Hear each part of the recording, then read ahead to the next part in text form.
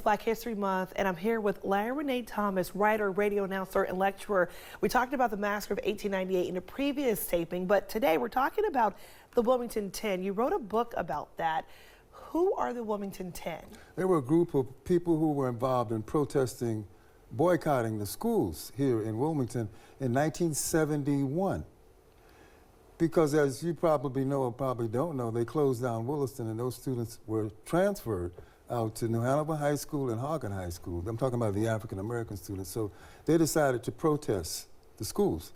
Initially, there were about 500 of them, but it boiled down to these people. There were 9 black people, 1 white woman, who were accused during, it was a week of racial violence in Wilmington during February the 2nd to the 11th of 1971. A whole week of it, burning and looting and Because people were upset because they had their own school where the students were Yes. going and they were closing Yes. in and Yes. they had to integrate other schools where they Yes. were not welcome in some cases. Yes, you're right, So exactly. they wanted to be able to stay at their Yes. school. So you have these riots, and then what leads to this becoming an issue of arrest? It and how did became we an get issue there? because they were meeting at this church, Gregory Congregational Church, and right around the corner from that church was a grocery store that was burned. So in 1972, they arrested 10 people. They arrested 16 people initially, but they dropped the charges on 4 of them, on 5 of them. So it became the Wilmington 11. And then the 11th person left town, so it became the Wilmington 10. They became internationally known because they were arrested, put in jail for a crime that they did not commit. Talk about where we are today. They were acquitted. They were acquitted. They were pardoned in 2013. And why were they pardoned? Because the trials and everything, they were tried several times because they found out that the trials were a corrupt trial. They used 2 witnesses who were bogus witnesses. They were framed.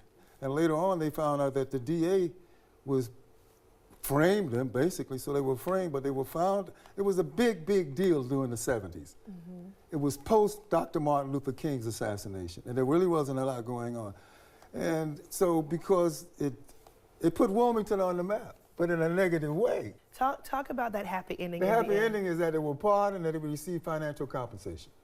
That was the happy ending. What is a lesson in all of this as we look at Black History Month? I have a reflection on it is that you can't take advantage of people and not expect that what goes around comes around.